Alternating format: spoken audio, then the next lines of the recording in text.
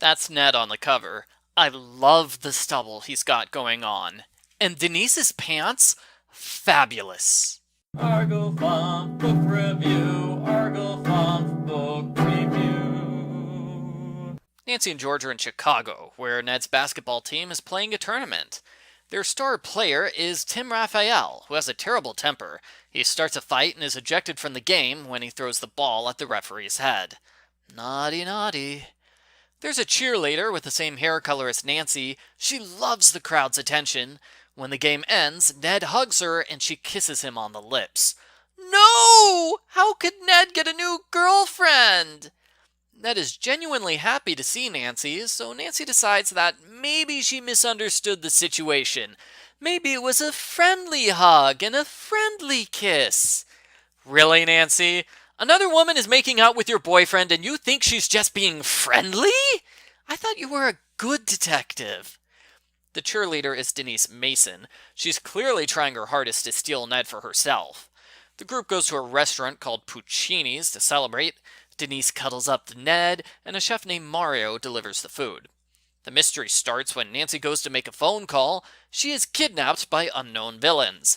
They gag her and blindfold her. She's taken to a house where the main culprit says they got the wrong girl. So they knock her out with chloroform, wrap her in blankets, and drop her off by the lake. The entire ordeal takes less than 45 minutes, which I suspect is an exaggeration of how little traffic exists in Chicago on a Friday night. Nancy's friends have left the restaurant because Mario and Denise convince them that Nancy's disappearance was a practical joke. Nancy catches up with everyone and explains she was kidnapped, but Denise insists it's all a joke. Why do you think kidnapping is funny, Denise? Nancy has a nightmare of Ned and Denise getting romantic together, and Nancy realizes that Denise must be the intended kidnapping victim. After all, Nancy and Denise look similar, they have the same color hair. I guess Ned has a type. Nancy concludes the kidnappers are trying to ruin the basketball tournament, which is obviously not true. I'm guessing Nancy is a little slow on the uptake here, just to give the kidnappers time to abduct Denise for real, because Denise disappears at this point. Nancy sees Tim on campus. He is shocked to see her. She returns to the restaurant and questions Mario. He thinks the kidnapping is a hilarious joke. And again, I don't understand what's so funny about kidnapping. Just when Mario is about to say who told him the kidnapping was a joke, Tim interrupts by accidentally cutting his finger. He runs away at top speed, and for some reason, asking Mario about the kidnapping a second time is not an option. It turns out Denise was kidnapped probably because of her rich father, Jonathan Mason. Mr. Mason is an art museum curator. Their new exhibit opens this week, and he just installed a major security system. Also working at the museum is Bernard Corbett, who thinks he should be in charge, and Tim's sister, Martha Raphael. Mason gets a call from the kidnappers, but sadly the call gets interrupted. Denise mentions going to the rally on Monday. Ned confirms there is no rally on Monday. Denise was giving them a clue that she's in real danger. Nancy takes a moment to angst over the fact that Ned is worried about a kidnapping victim. Why does he care about Denise so much? If Nancy solves the mystery, she'll drive Denise right into Ned's arms. Oh, give me a break. Nancy sees Tim again. He's not the kidnapper. He's just been acting weird around Nancy because he has a crush on her. She's flattered at how nervous she makes him. Tim thought the kidnapping was a joke because the culprit forged a note from his sister which said so. At the art show, Nancy overhears Bernard and Mr. Mason. The kidnappers ordered them to deliver a painting at 12:30 a.m. Nancy hides in the gallery and spies on them. Mason is surprised to discover there's a valuable painting hidden behind the cheap painting. Mason and Bernard put the real painting in a box, and they leave. Nancy doesn't try to follow them or stop them or anything, really. I know she doesn't want to get caught, but doing nothing seems like a strange decision to me. Nancy makes up for her failure by realizing Bernard is the culprit. Smuggling the valuable painting into the country was his real plan all along. He was going to take it when nobody else was around, but then Mason unexpectedly installed the new security system. That's when Bernard was forced to improvise the kidnapping in order to get his hands on the artwork. Nancy goes to Mason's house where Bernard locks her in a basement.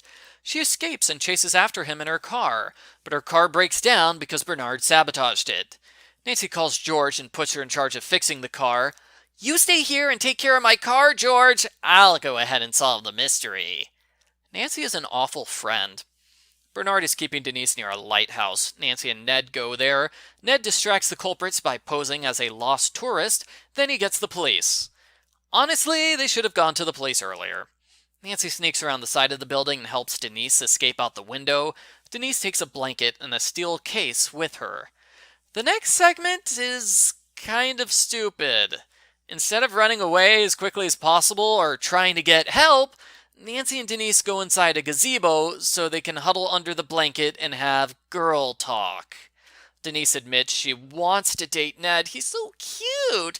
But she promises to stop chasing after him because she loves and respects Nancy. They giggle together when Denise tells Nancy, "The stolen painting is in the case." I thought this entire segment was ridiculously out of place. You are within eyeshot of the culprits. Yeah, you're behind a wall, but you can literally see the kidnappers searching for you. Can you maybe save the conversation about Ned for later? Bernard shows up with a gun. At first he threatens to kill them, then he breaks down and confesses he was recruited by professional smugglers. Things have just gotten way too out of control for him. Ned shows up with the police in record time, and Bernard is good enough to help the police catch his partners in crime. Ned's team wins the basketball tournament. Denise hugs Nancy, and Nancy realizes how much she likes Denise. Nancy and Ned go on a date. Nancy asks Ned, "How do you feel about Denise?" He says he only loves Nancy. Hooray! They're not going to break up. The end. Post-book follow-up. This was a good book. I liked it. It was exciting, and the romance drama was good too, even though it sounds kind of stupid when I summarize it. I think if there had been much more romance drama, it would have annoyed me and ruined the book, so good job on having the right amount of romance. Bad job on having Nancy and Denise wrap up the romance subplot when they should have been escaping, though.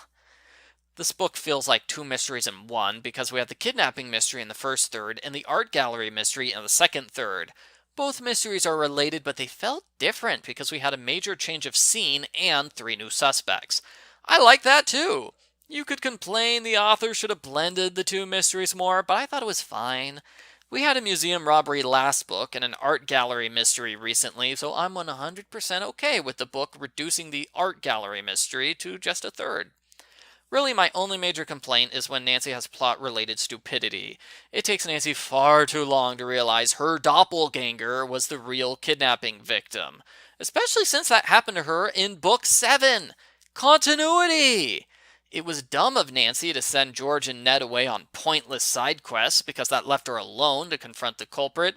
And of course, it was stupid of her to give the culprit enough time to catch up to her because she wanted to chat about Ned. I'm taking off a point for Nancy's dumb moments. I give Nancy Drew Files number 55, Don't Look Twice, a 9 out of 10.